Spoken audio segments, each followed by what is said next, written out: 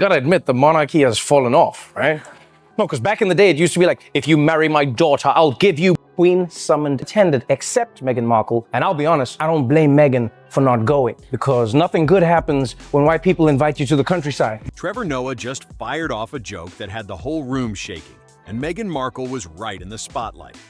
What looked like a normal, chill moment flipped fast when Trevor dropped one sharp, unexpected line that nobody saw coming.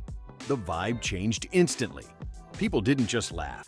They lost control, like the whole place exploded at once. You could feel it in the air. The reactions spread fast, almost electric, as shock and laughter hit at the same time. Some people were grinning hard. Others looked caught off guard, trying to figure out if that joke just crossed a line or totally nailed it. Was it bold? Was it risky? Or was it just Trevor doing what he does best, saying the thing nobody else dares to say?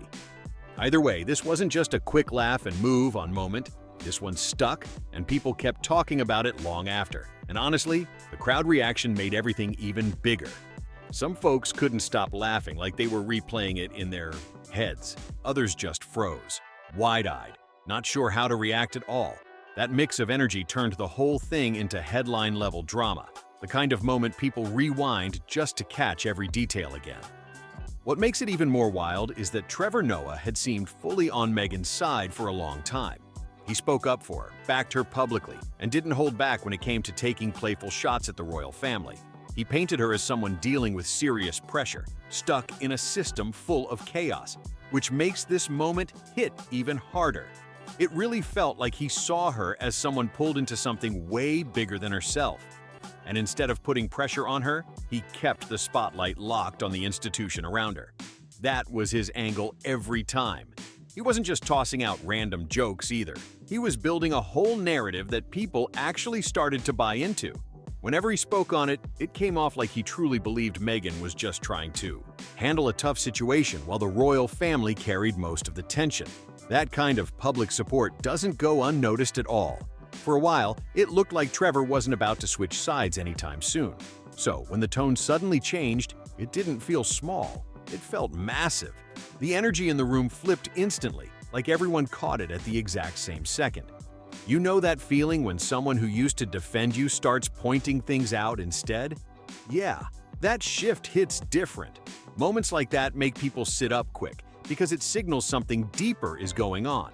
And it really goes back to when their son Archie was born, when Trevor was still fully in his joke mode about the royal family. He was clowning how stressed they seemed over the baby's name. Person who's super excited, the Queen. Yeah, because for the last 9 months, she's been like, please don't be Jamal, please don't be Jamal, please don't be Jamal. Harry said racism was a big part of their decision to leave, which things are bad at Buckingham Palace if they came to America. It's like, my wife actually does a pretty good Timon. You should hear her. Come on, baby, do the thing. Hakuna Matata. You could tell Trevor was still giving her the benefit of the doubt every single time. It sounded like he truly believed she was stuck dealing with non-stop expectations, strange traditions, and constant scrutiny, and he leaned into that angle whenever he brought it up. The audience laughed, sure, but there was also a deeper message sitting underneath it all. It felt like he was saying she wasn't the issue here. Then suddenly, there was that one moment that made people pause, go quiet, and really start thinking twice. That story about Prince Harry speaking to the Disney CEO at the Lion King premiere, casually bringing up Meghan for voiceover work right there on the red carpet, hit completely different. It wasn't just some light, funny moment anymore. It made people pause and really think about what was going on. Behind the scenes, suddenly it started raising questions, and you could tell Trevor caught that shift right away. From that point on, something in his tone began to change. Even if it was subtle at first, it felt like he started looking at everything from a new angle, connecting dots that didn't quite line up the way they used to. The energy wasn't as simple anymore, and you could feel that difference building. And once that perspective flipped, everything that came after felt way more layered and way less one-sided. What used to look like typical royal drama suddenly started to feel like something else entirely, like a bigger play unfolding right in front of everyone's eyes. The whole vibe shifted fast, and people weren't just watching for laughs anymore. They were watching closely, trying to figure out what was really happening. People started analyzing every move, and Trevor didn't tiptoe around it at all. He broke everything down in a way that was sharp, direct, and still funny enough to keep the crowd locked in. At the same time, he reminded everyone that royal marriages used to carry serious weight.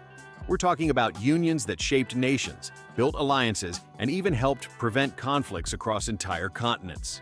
This wasn't light history. It was centuries of strategy, power plays, and carefully planned decisions that impacted millions of lives. Then, Trevor flipped the whole thing, and that's when it really landed. Now, somehow, that same royal storyline had shifted into trying to secure a Lion King voice role at a movie premiere?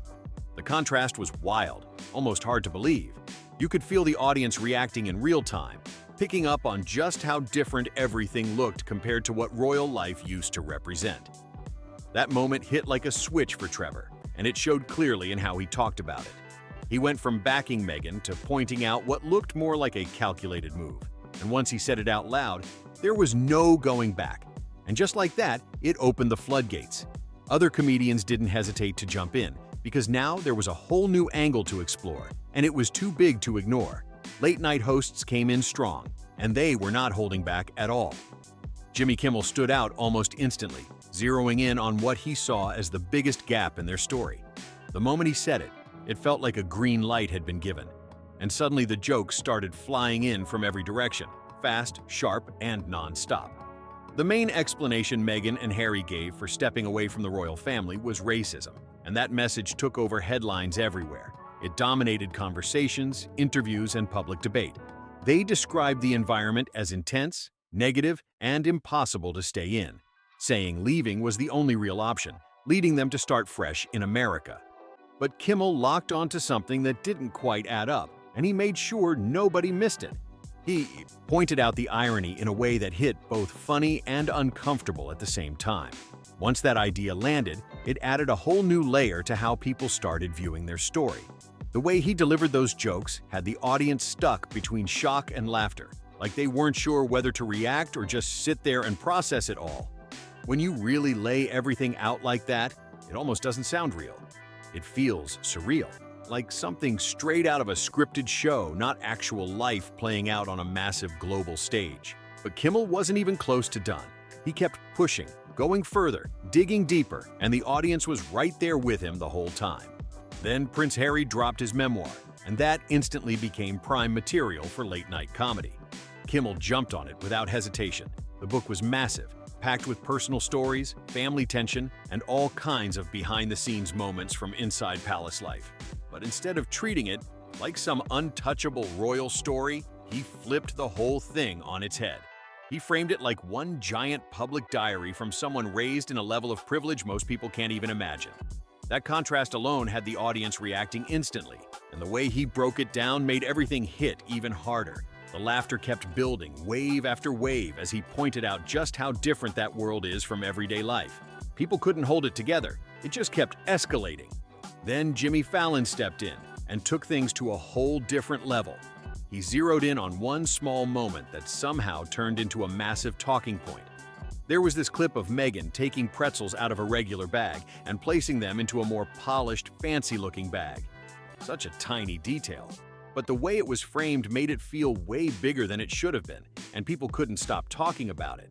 It spread everywhere online, and people couldn't stop replaying it, breaking it down, and reacting to every second. That clip was on repeat across timelines, feeds, and comment sections. It was impossible to ignore. For a lot of viewers, it looked like a perfect example of taking something completely normal and turning it into curated, picture-perfect lifestyle content. One small, simple action suddenly felt staged, polished, and intentional. And just like that, it became symbolic of something way bigger. The internet ran wild with it. Memes popped up instantly. Reactions poured in nonstop. And that clip was suddenly everywhere you looked. It stopped being about pretzels real quick. Now it was part of a bigger conversation about image, branding, and how everything was being presented to the public. Then Stephen Colbert jumped in, and he caught something that grabbed attention fast. He pointed out the whole H&M branding, saying it felt less like a personal identity and more like a polished label. It's interesting. She takes it from one bag and puts it in another bag. It's another bag. And that confuses people. It's what they did with Harry and Meghan's wax figures. So I found a museum employee who's temporarily storing. You have generously offered to keep the wax figures of Harry and Meghan safe. Yeah, that's correct. And if I may, I would just like to say that I'm definitely not using the wax figures for sex. Conan. Loving home. And I treat them better than the museum ever did. They didn't appreciate Meghan's soft hands. Every moment was controlled and polished. It all began to stand out more than ever. Viewers weren't just casually watching anymore. They were paying attention, spotting patterns, and questioning what was real versus what felt carefully put together. Stephen Colbert leaned all the way into that idea and didn't hold back at all. He joked that everything about the couple looked highly produced, almost like a full-scale marketing campaign instead of real life just happening naturally. And that comparison hit hard, because once you start seeing it that way, it's almost impossible to unsee it. Then Conan O'Brien stepped in and took things in a completely unexpected direction. He didn't follow the same angle at all. He flipped it into something way more bizarre and unforgettable. He brought up a story about a museum worker temporarily storing wax figures of Harry and Meghan, and from that moment, the entire bit turned into something nobody could have predicted. What started as a random detail quickly spiraled into a full-on comedy storyline in seconds. The shift was so sudden, so strange, and so entertaining that people couldn't look away. It just kept building from there. Conan fully committed to the joke in a way only he can, and he just kept pushing it further and further. He acted like he personally adopted the wax figures, turning them into part of his own strange little world, and the audience couldn't get enough of how far he was willing to take it. Every new line just escalated things more, and people were locked in, waiting to see how wild it would get next. At one point, he joked that the figures were now living in a warm, loving home and being treated way better than they ever were at the museum. Then, he stacked another layer on top of that, saying the museum staff didn't even appreciate the fine details, like Meghan's soft hands or Harry's perfectly styled lips, which made the whole bit feel even more over the top and ridiculous. It was completely absurd, but that's exactly why it worked so well. The audience was laughing not just at the joke, but at how far Conan was willing to stretch it. He turned something so random into a full comedy moment that just kept building. By this point, their public image had reached a level where even wax versions of them could carry an entire segment. And somehow, it still felt tied into the bigger conversation. And just when it seemed like he couldn't possibly take it any further, Conan pivoted again, this time going straight at Meghan's latest business move, keeping the momentum going without missing a beat. Suddenly, a whole wave of luxury lifestyle products started popping up, and people noticed immediately. We're talking tiny jars of jam, dressed up with sleek, elegant branding, and priced like they were rare, exclusive finds. It wasn't just the products themselves, it was the way they were presented that really grabbed attention and got people talking. Conan jumped on that fast and turned it into pure comedy gold. He joked about how these items were being marketed like rare treasures, straight out of Montecito, like they carried some kind of elevated status just because of the name attached to them. That contrast alone had people raising eyebrows while laughing at the same time. It was hard to ignore. To a lot of critics, it didn't just look like a simple business move. It looked like another attempt to turn everyday items into high-end lifestyle statements.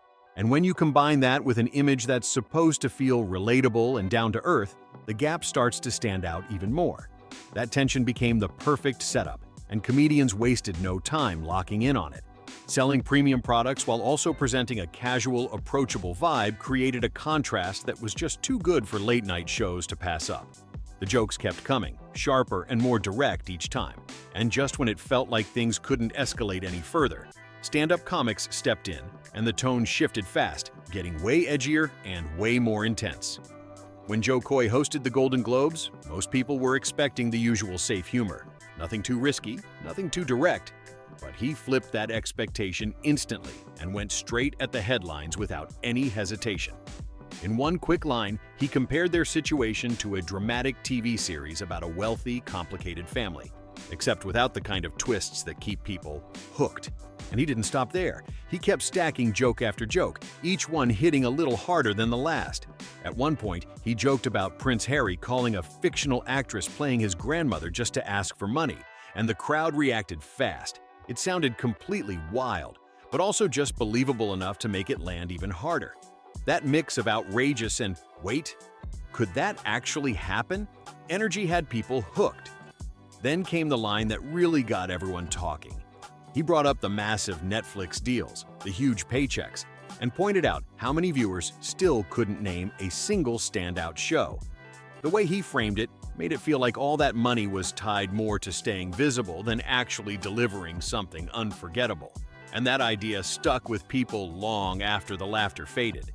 And just when it felt like 𝗧𝗿𝗃cie had already set the tone for the roasting, Chris Rock stepped in and turned it all the way up. He didn't ease into it. He didn't soften anything. He went straight for the biggest moments and broke them down in a way that got instant reactions. Chris Rock locked in on that Oprah interview, the one everyone had been talking about for so long, and you could already feel the room shift before he even got into it. Meghan described how shocked she was by how the royal system actually worked, like it completely caught her off guard and left her trying to figure things out in real time. But Chris Rock wasn't buying that angle at all, not even for a second. He came in with a point that was simple, direct, and hit hard. The monarchy has been around forever, and its traditions, rules, and drama aren't exactly hidden secrets. It's all been out there, discussed, documented, and talked about for years. So when he framed it his way, the audience reacted instantly. He joked that acting surprised by it was like joining a loud biker group and then complaining that the motorcycles are too noisy. That comparison landed fast. It was sharp, unexpected, and impossible to ignore. You could feel the crowd connecting the dots in real time as he kept going, with that mix of laughter and realization building stronger with every line. Chris didn't stop there either. He kept stacking comparison after comparison, and each one hit sharper than the last. With every line, his argument became clearer, more direct, and way harder to ignore, and the audience stayed completely locked in. Then he shifted straight into one of the biggest talking points from that Oprah interview, the discussion about what their baby might look like. That moment had already dominated headlines everywhere, and Chris knew exactly how to approach it to get a reaction. He pointed out something that made people pause for a second, and then laugh right after. He said, "Families everywhere, no matter where they come from, sometimes wonder what a new baby will look like. Things like hair, eyes, and skin tone naturally come up in conversation." And the way he framed it brought that heavy headline into something people recognize from everyday life. That contrast is what made the joke hit so hard. It took something serious and flipped it into a perspective the audience could instantly connect with. You could hear it in the room, people reacting in real time, caught between shock and laughter, not quite sure which one to lean into more. People speculate all the time. It's nothing new. And that's exactly where Chris Rock pushed the conversation next. He drew a clear line between simple curiosity and something more serious, making it obvious those two things are not the same at all. But in his version of events, that moment had been blown up into something massive, a global headline that ended up shaping the entire narrative. Once Chris said all of that out loud on stage, you could feel the shift instantly. It was like a door had been kicked wide open, and suddenly comedians who had been holding back started stepping forward with way more confidence. The tone changed fast, and the jokes got sharper, more direct, and a lot harder to ignore. Then Nikki Glaser stepped in, and she didn't hesitate for a second. She went straight at the deeper layer of the situation. No dancing around it, no soft delivery, just blunt and direct. Her take cut right through everything, basically questioning what would even exist without that royal connection in the first place. No royal link, no massive spotlight, no huge Netflix deals, no headline-grabbing Oprah interview, and no global brand built around that story. That point hit hard because it stripped everything down to the core. And once she said it, it became impossible not to think about it from that angle. Nikki's joke stripped everything down to one core idea, and once she said it, people couldn't stop thinking about it. It stuck in people's minds, replaying over and over because it was so direct and hard to ignore. Then comedian Godfrey came in with a whole new angle, and people picked up on it fast. He pointed out that once the fame and media attention exploded, everything started to feel way more controlled and polished. The interviews, the speeches, the public appearances, they all carried this same rehearsed energy that didn't go unnoticed. That observation added another layer to the conversation. Because now, it wasn't just about what was being said. It was about how everything was being presented. And once that idea took hold, people started watching even closer, analyzing every detail, every moment, every appearance. While American comedians were already going in hard on the image, the reaction across the UK came in even stronger. For many British comics, this wasn't just celebrity talk anymore. It felt more personal, more connected to something bigger, and that made the tone hit even harder. Then Jimmy Carr stepped in and immediately set the stage with a contradiction people couldn't ignore. He didn't ease into it, didn't warm up the crowd, he jumped straight in, calling out the inconsistency that had everyone talking nonstop. And you could feel another wave of reactions building the second he opened his set. He went straight for the core of Meghan's public image, especially the way she built such a strong identity around feminism and female empowerment. That message was everywhere: interviews, speeches, public appearances, and it became a huge part of how people viewed her. Then he flipped it in an instant. The moment a prince entered the picture, everything seemed to shift almost overnight. And that change didn't go unnoticed. Carr framed it in a way that made the audience connect the dots immediately, pointing out how the independent career path, the Hollywood direction, all of it seemed to pivot fast once that relationship took center stage. That contrast hit hard because it raised questions people were already thinking but hadn't. Said out loud. And the way he delivered it, quick, sharp, and unapologetic, made the whole room react at once. From his angle, the joke practically wrote itself, and the crowd reacted exactly how you'd expect. It wasn't just about the punchline either. It was the contrast behind it that really made it hit. Once he pointed it out, people couldn't stop thinking about it. Then he shifted into something everyone understands. The internet never forgets. Those old photos, past clips, and resurfaced moments that keep coming back no matter how much time passes. Carr joked that no amount of rebranding or image control can fully erase what's already out there. Once something spreads online, it sticks. And that line hit a nerve instantly. Because let's be real, everyone knows how fast things travel and how long they last once they take off. The internet has a long memory, and once it locks onto a moment, it doesn't let go easily. That idea alone had people reacting, because it's something almost everyone has seen happen in real time. Then another contradiction entered the conversation, and this one stirred things up even more. There was constant talk about how difficult royal life was behind palace walls, but at the same time, the couple was living across multiple countries while still connected to that same system. That tension didn't sit right with some critics, especially in Britain. From their perspective, taxpayers had supported the royal institution for years, and now they were hearing ongoing criticism about the very structure that helped fund that lifestyle. That contrast added even more heat to the conversation, and people weren't staying quiet about it. That frustration quickly became part of the bigger conversation, and comedians picked up on it fast. It wasn't just about landing jokes anymore. It was about calling out what people saw as mixed signals, and that made the reactions hit even harder. But not everyone rushed in with quick takes. Comedian 𝗧𝗿𝗿𝗃que took a completely different route and decided to actually sit down and watch the full Netflix documentary series.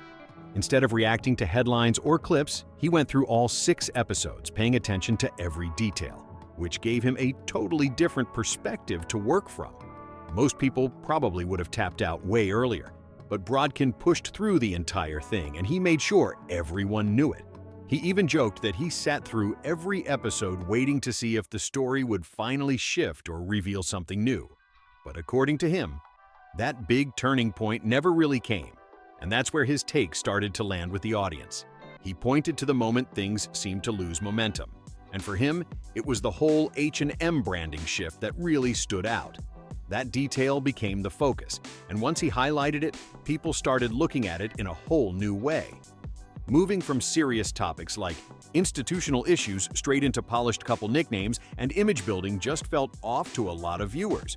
That transition didn't land the way it was probably intended, and people picked up on that disconnect fast. The documentary was clearly meant to reset the narrative, a full-on redemption arc designed to reshape how people saw them. But instead of changing minds, many critics felt like it did the opposite. It's a great series about a rich, white, dysfunctional family, all scheming. Oh no, that's The Crown. That's The Crown. I'm sorry. Broker, which we're like, come on, that's CIA, right? Yes. And Who he's like, broke no, this? I really am a middleman for jars of jam. He works for Meghan Markle.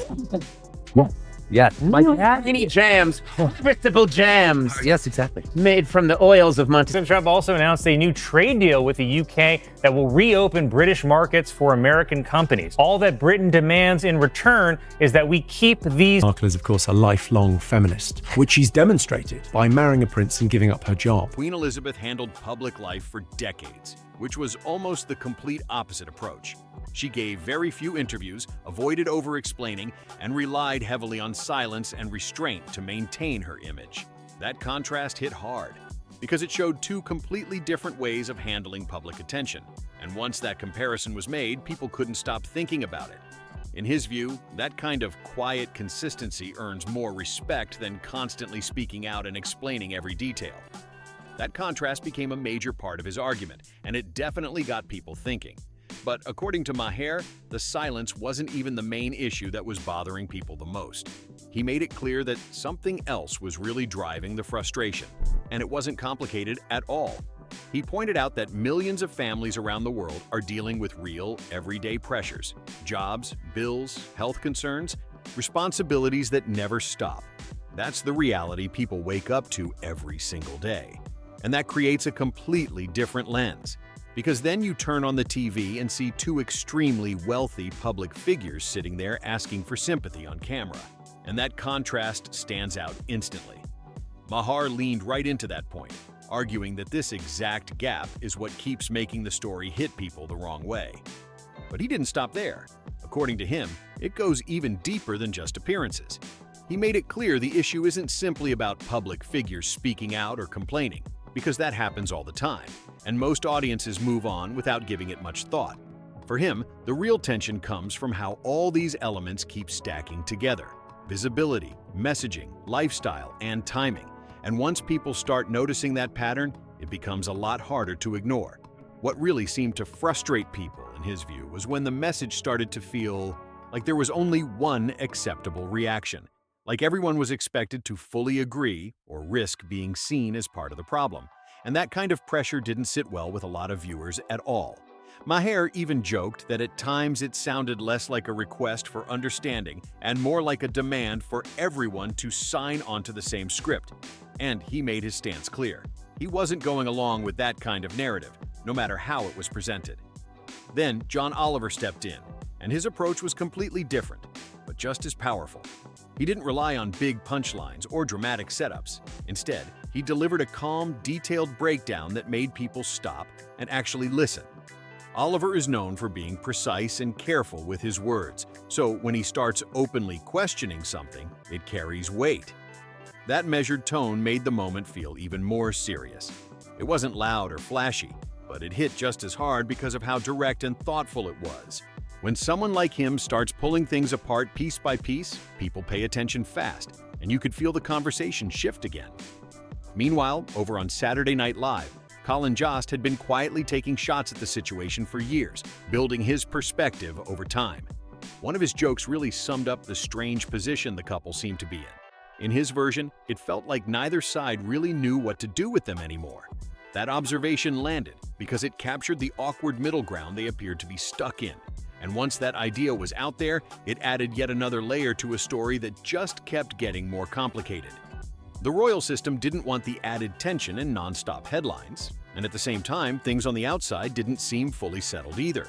That awkward in-between space became the punchline itself, and the audience reacted because it captured something people had been noticing but hadn't quite put into words yet. Hollywood didn't seem to fully know where to place them either. That uncertainty created this strange kind of public limbo. They weren't fully tied to the royal system anymore, but they also didn't fit neatly into the usual celebrity world, and that in-between space became impossible to ignore. Some comedians even compared Prince Harry's decisions to tech billionaires making unpredictable moves with their companies. The idea was simple, but it hit hard. Someone can have everything lined up perfectly and still flip the entire table chasing something unclear or uncertain. It sounded extreme, but the audience immediately got the point. That kind of sudden shift, especially on such a massive public stage, naturally raises questions, and comedians didn't hesitate to dig into that angle at all. Then Saturday Night Live took it even further by turning the entire situation into full-on satire. They created sketches imagining their relationship like a sitcom pitch, complete with exaggerated scenarios, dramatic moments, and over-the-top situations that pushed everything to the edge. And once real-life events start getting turned into scripted comedy like that, it's a clear sign the story has reached a whole new level, and people are watching closer than ever. It's a clear sign the public image has shifted in a major way. The line between reality and entertainment starts to blur, and suddenly people are seeing the whole story through a completely different lens. But the sharpest satire didn't even come from late-night TV. It came from the puppet show Spitting Image, and they did not hold back at all. Their version of Meghan quickly became one of the most talked-about characters, and the portrayal was so bold that clips spread everywhere online. One sketch stood out right away. They mocked high-end lifestyle content by presenting what looked like a super fancy, elegant dish, only to reveal it was something incredibly simple with a decorative twist. That contrast landed instantly because it mirrored exactly what people felt they'd already been seeing online. The joke worked so well because it took an idea people already recognized and pushed it just far enough to make it hilarious. And from there, the sketches only got more outrageous, each one building on the last with bigger, more exaggerated scenarios. The puppet versions acted out moments that felt completely over the top, yet somehow still connected to the real conversations happening around them. And that's what made it even wilder. It often felt like the writers didn't even need to stretch reality that much to make the jokes land, because the situation already had that level of unpredictability built into it. One detail comedians kept circling back to again and again was the Oprah connection, and it definitely raised eyebrows. Living close to one of the most famous interviewers in the world sent a message people couldn't ignore, especially after everything that had already played out in public. The joke many comics leaned into was simple, but it hit every time. If someone truly wants a quiet, private life, being in the same orbit as a global talk show icon sends a completely different signal. That contrast became an easy target, and once it was pointed out, it stuck in people's minds. On Spitting Image, that dynamic turned into a full running gag that kept showing up. The puppet version of Harry was often portrayed looking confused or overwhelmed, while the puppet Meghan confidently pushed forward with plans, branding moves, and media moments like everything was fully under control. It was exaggerated, of course, but it clearly tapped into how a lot of people were already interpreting things. That's why it landed so well. It didn't feel random at all. It felt connected to conversations people were already having online, which made the jokes hit even harder. And those online conversations only got louder when some of those clips suddenly disappeared. That's when speculation started building fast, with people wondering if there was any kind of behind-the-scenes pressure involved. And once that curiosity kicked in, it only pulled more attention into the story. Nothing was ever officially confirmed, but honestly, it didn't even need to be. The rumors alone were enough to spark curiosity and keep people talking nonstop. Because the second something disappears from the internet, it instantly becomes even more interesting. People started searching for those clips even harder, digging through posts, reposts, and whatever they could find. The more it felt like something was missing, the more attention it pulled in. Everyone wanted to see what had vanished and why. And without any clear answers, the story just kept growing on its own, fueled by speculation, curiosity, and people connecting the dots in real time. That mystery added another layer to the whole situation, and it kept the momentum going strong. But that same kind of pressure didn't seem to affect South Park at all. The show has a long history of pushing boundaries. It was a great chance to hear Harry and Meghan's story in case you missed their 2-hour sit-down with Oprah or their 6-part Netflix documentary. Harry's a f***ing twat. Like, my life was so hard. Everybody's f***ing life is hard. Yeah, you were the prince of a goddamn country who dressed up as a f***ing Nazi, and now you're trying to come back as the Pope? Harder was how simple the setup was. The writers didn't rely on wild exaggeration. They just placed the characters into situations that mirrored the public narrative and let the humor speak for itself. In those scenes, the contradictions didn't need long explanations. They were right there in plain sight. Each moment kept circling back to the same theme, and every time it did, the joke landed even harder than before. It built up in a way that kept viewers locked in, waiting for the next hit. And what made it even funnier was how real life. Headlines seemed to line up right alongside the episode. It started to feel like the news cycle was doing half the work for the writers, because what was happening outside the show matched almost perfectly with the satire on screen. That overlap made everything feel sharper, more relevant, and impossible to ignore. Then came the final scene, and a lot of fans called it the most brutal moment of the entire episode.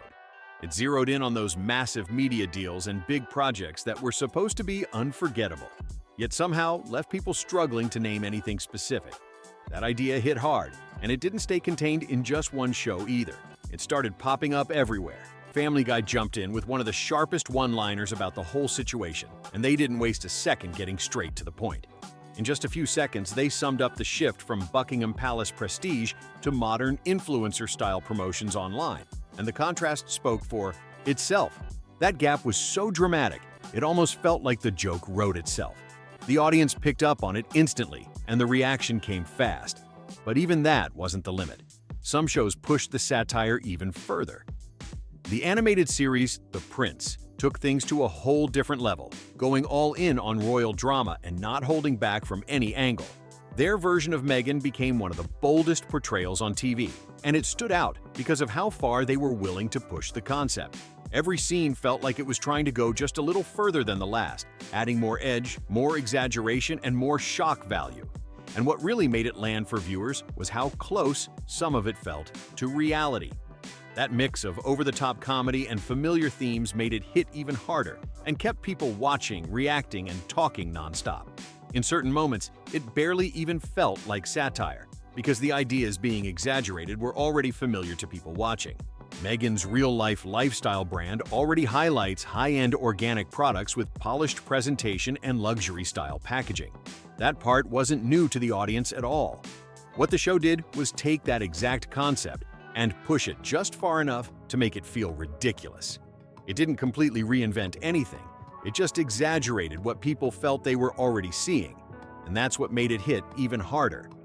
By placing that world into over-the-top scenarios, the cartoon created moments that felt exaggerated, but also strangely believable at the same time. That mix is what made the humor hit so hard with viewers.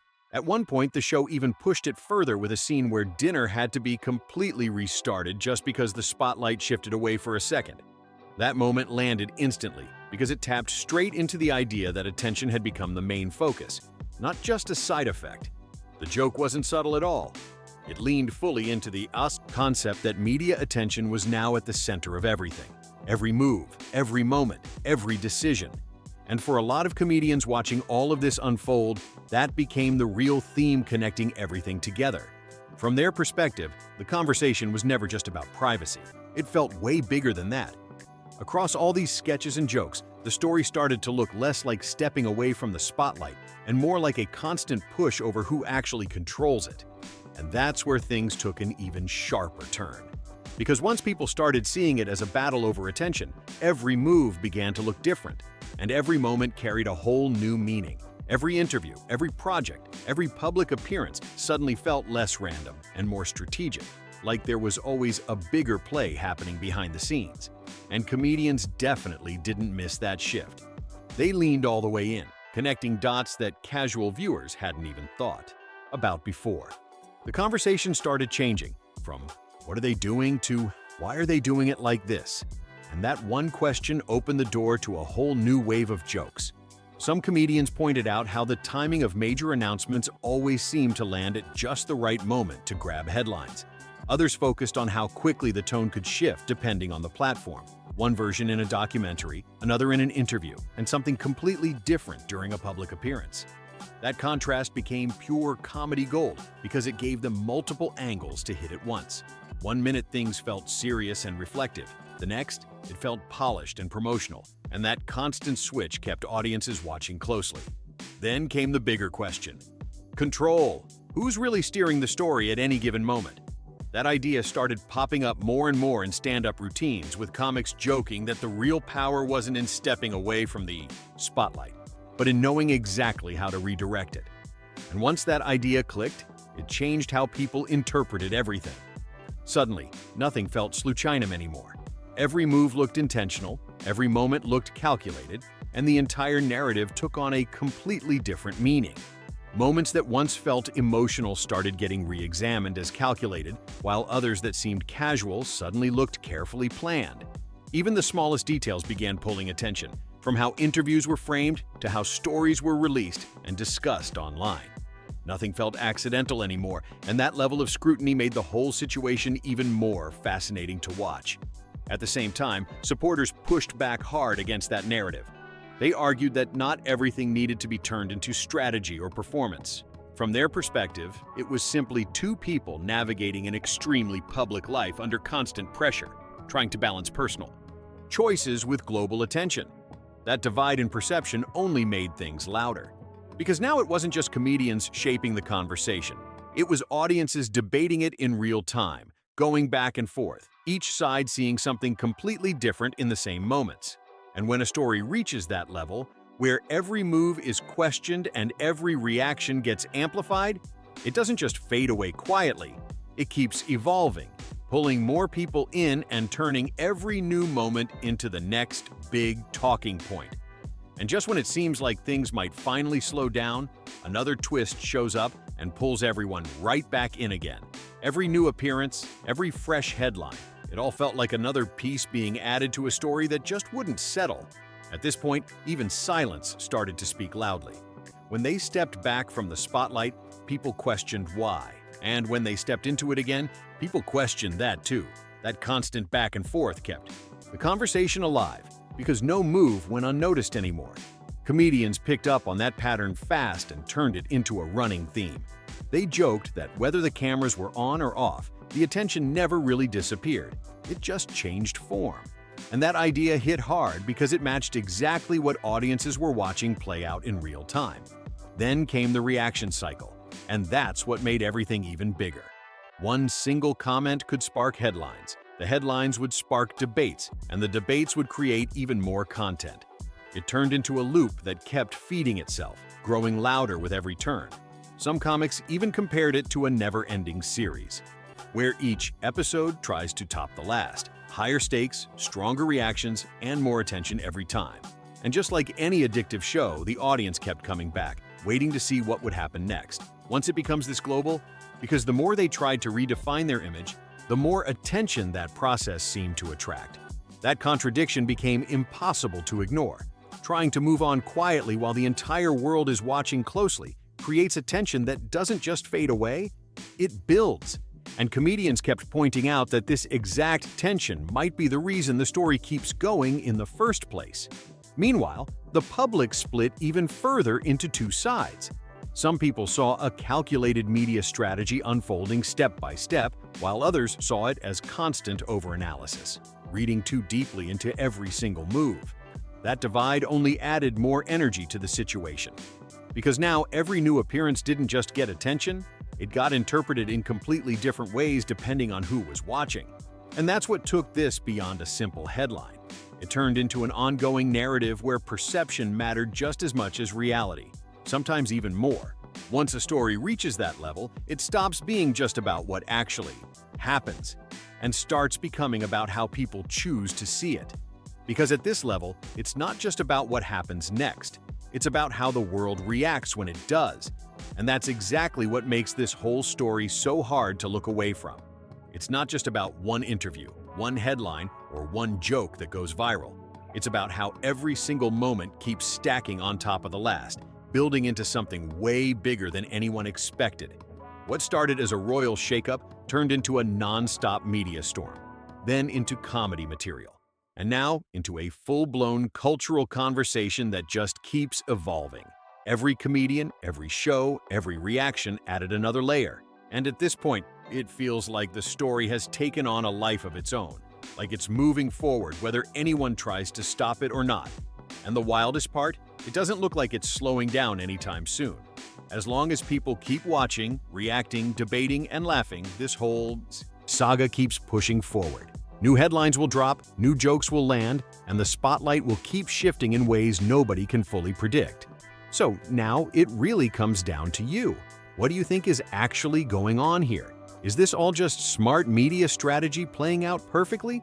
Or is it something way more complicated than that?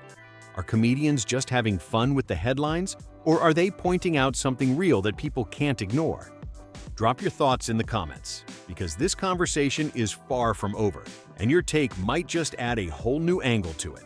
And if you made it this far, make sure you hit that like button and subscribe to the channel. Share this with someone else who's been following this story too, because this thing keeps getting bigger every time. Seriously, the next twist in this saga could drop at any moment, and you don't want to be the one catching up late while everyone else is already talking about it. Stay locked in, because this story isn't slowing down anytime soon.